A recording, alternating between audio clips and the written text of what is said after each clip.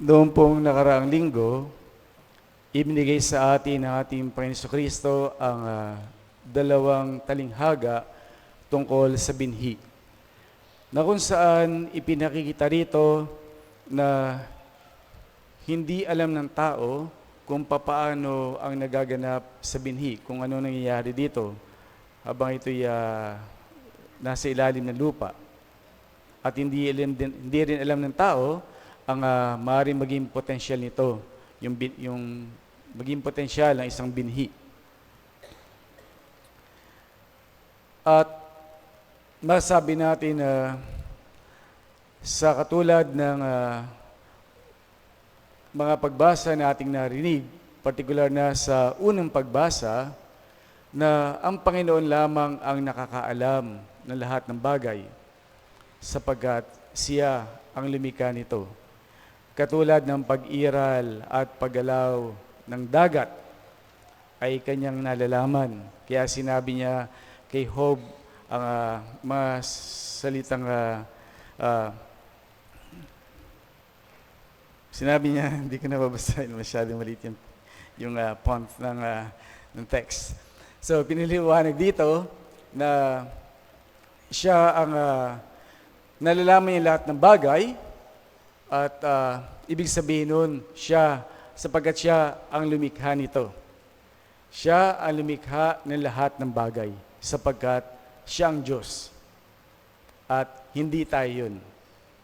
Sapagkat tayo ay mga nilikha lamang. Kaya masyadong limitado ang ating kaalaman at kakayanan. Kaya nga makita natin sa Ebanghelyo, pinatigil ni Jesus ang hangin at pinakalma ang dagat.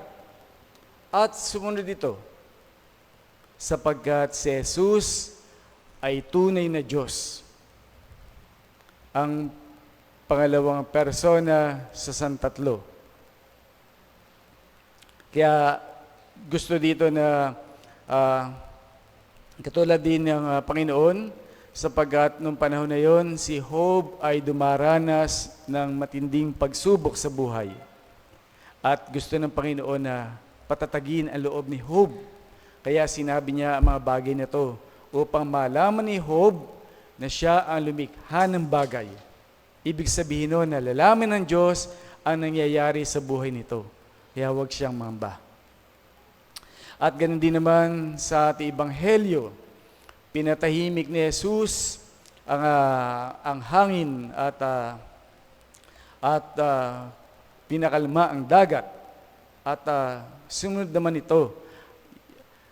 naman ang hangin at dagat kay Jesus, sapagkat si Jesus nga ang tunay na Diyos, na kung saan ipinakikita sa mga lagad na anuman ang hamon na darating sa kanilang buhay, sapagkat ang mga alagad din ay daranas ng matinding pagsubok, lalo na sa pagkamatay ni Jesus. Katulad ni Jesus, sila rin ay usigin at papatayin. Kaya gustong ipakita ni Jesus na siya ang tunay na Diyos, na may kapangyarihan sa lahat ng bagay.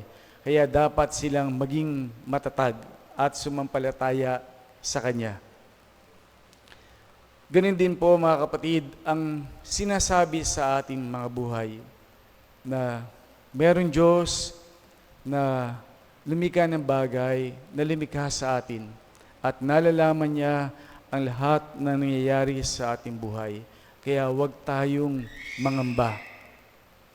Kasi sa ating mga buhay, katulad din siguro ng mga alagad, na bagamat sila ay mangingisda, marami na silang bagyong naranasan, pero nariyan pa rin yung takot, siyempre, sa pangambang mamatay, di ba? Ako kasi naranasan ko rin na dati na sumakay ng bangka, nagmisa kami sa island, at yung bangka na sinasakyan, literal po na, alam niyo po, yung nasa taas biglang bababa. Yung literal na bababa kasi sa laki ng alon. Tapos yung mga tubig talaga pong pumapasok sa bangka. Talagang basang-basa kami. At wala kaming magawa, kasama ko yung madre, wala kaming magawa kundi sumigaw. Hindi naman ganun katakot, pero gusto ko sumigaw kasi pag hindi, parang hindi ko kakayanin yung nasa puso ko lang yung takot, ganun din. Na kaya sumisigaw din ako. Sabay kami ni sister sumisigaw. Kasi nakakatakot talaga. Siyempre tayo din, mga natural din sa atin yung matakot sapagkat tao tayo. Lalo na kapag alam natin na mamamatay tayo. Siyempre matatakot tayo. Kaya ganun din yung ganun, lahat tayo ay meron takot. Siguro kapag yung mga tao na may sakit ng malubhang karamdaman, siguro natatakot mamatay, di ba? Lalo na kapag ang sakit ay cancer. Siguro sobrang takot din na baka wala talagang lunas, baka lalo na pag para bang pakaramdam nila mamamatay na sila. Siyempre natatakot sila. Natural lang po sa atin kasi lahat po tayo ay meron takot. Kaya yung mga pinagdadaan natin sa buhay, yung mga hamon ng buhay natin, maraming tayong takot at pangamba. Halimbawa, isa sa mga hamon ng buhay natin kapag yung anak natin ay hindi natin mahikayat na lumapit sa Diyos, hindi natin mahikayat na magsimba katulad natin. Siguro kahit anong paliwanag natin, kahit anong yaya natin, hindi natin mayaya yung mga anak natin. Na dati, bata pa sila, nagsisimba, pero ngayon, hindi natin sila mapilit. Kasi meron na silang kanya-kanya mga pag-iisip at mga pananaw sa buhay. Siguro, dasal natin lagi sa Panginoon. Panginoon, sana liwanagan nyo ang aking mga anak na makita ang kahalagahan ng pagsisimba.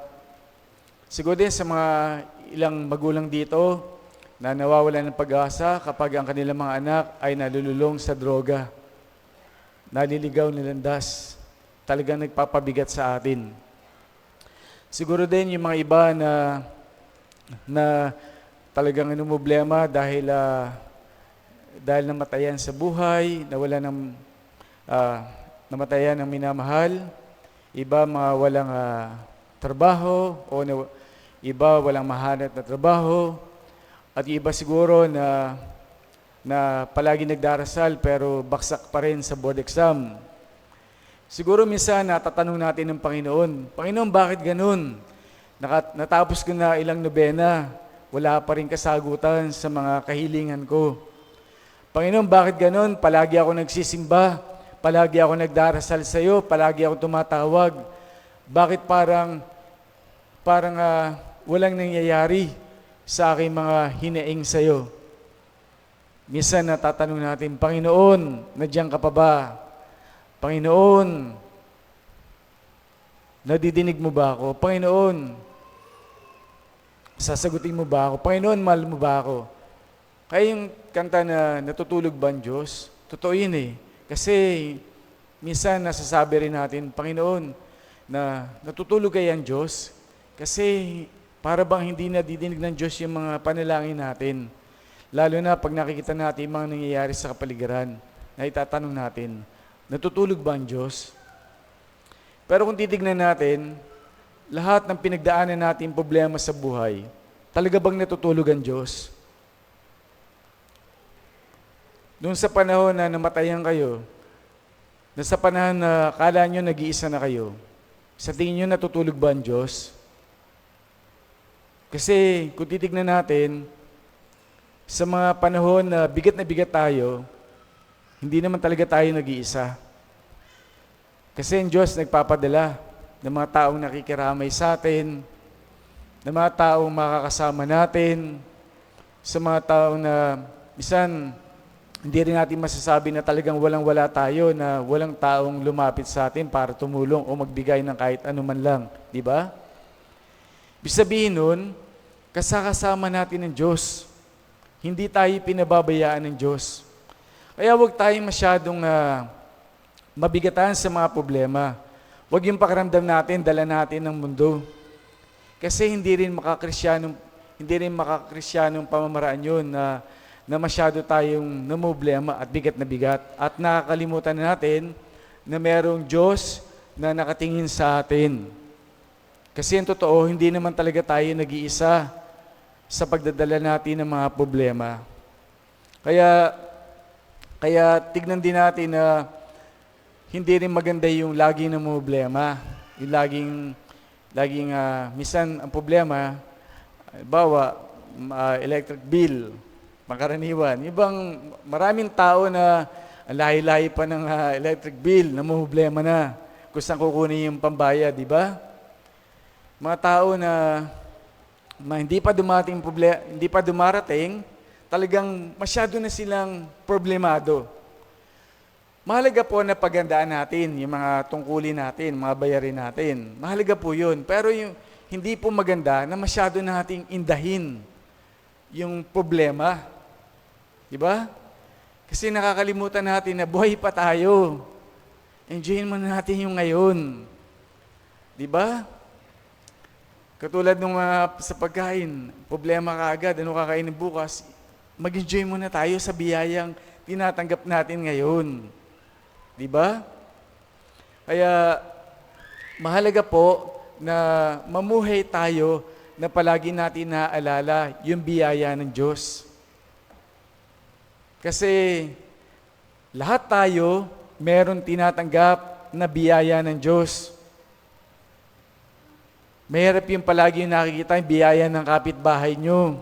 Ang nakikita nyo lang, problema nyo, bigat nyo. Tignan nyo rin minsan yung sarili nyong biyaya. Kasi ang totoo, talaga namang hindi nakakalimot ang Diyos. Kaya tingnan natin na marami na tayong pinagdaanan sa buhay at lahat ng bagay na yon lumipas. Hindi lang naman kayo ngayon nagka-problema. Siguro bata pa kayo na problema na kayo, di ba? Kahit siguro sa mga estudyante kasi di ba mga estudyante minsan takot na takot sa final exam. Pero tandaan nyo, bata pa kayo, nag-exam na kayo. Di ba? Ilang exam na pinagdaanan nyo. So bakit kayo matatakot? Total, nag-aaral naman kayo. So sabayan nyo ng dasal yung pag-aaral nyo. At bahala na siyempre yung Diyos doon. Pero mahalaga, gawin nyo yung part nyo, hindi lang Diyos, di ba? At huwag kayo masyado matakot. Ganyan din sa mga pinagdaan natin sa buhay. Lahat ng naging problema nyo, di ba lumipas? Di ba lahat ng mga utang nyo dati, sa tingin nyo, para bang hindi kayo makakapagpaaral? Mga anak nyo, dati talaga elementary na, ba't ngayon high school na, ba't ngayon college na? Di ba? Bakit iba nakatapos na? So, tandaan nyo yung mga pagsubok nyo sa buhay. Lahat yun lumilipas. Siguro, sa problema nyo sa pamilya, hindi lang naman kayo ngayon nag-away. Maraming beses na rin kayo nag-away. So, tignan nyo rin yung mga positibo. Kaya, mahalaga rin yung magkaroon tayo ng positibong pananaw sa buhay. Lilipas din yan. Kasi, meron tayong Diyos na kasakasama. Katulad din sinabi ni Jesus, di ba, sa kanyang mga alagad, na dapat maalala ng mga alagad na kasama nila ang Diyos sa bangka. Hindi lang sila ang nasa bangka, kasama nila si Jesus. Ganon din po sa bangka ng ating buhay. Hindi po tayo nag-iisa, kasama po natin ang Diyos. Tandaan nyo na si Jesus nung bago makiat sa langit, di ba? Nung bago siya makiat sa langit, sabi niya, akit ako sa langit, pero ipagkakaloob ko ang aking espiritu upang makasama natin ng Panginoon sa araw-araw nating buhay.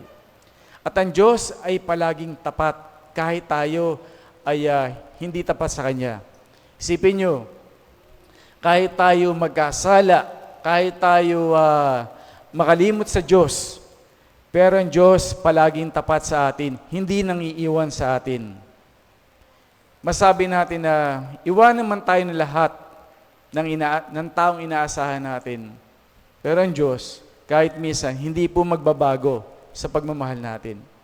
Palagi tayong mahal ng Diyos. Tayo ang pinakamamahal ng mga anak ng Diyos. Iyon po ang mahalaga na palagi nating isaisip at isapuso na ang Diyos ay palaging tapat sa atin. Ang Diyos ay palaging nasa sa atin. Kaya wala tayong dapat na ikatakot o ipangamba sa harapin. Amen.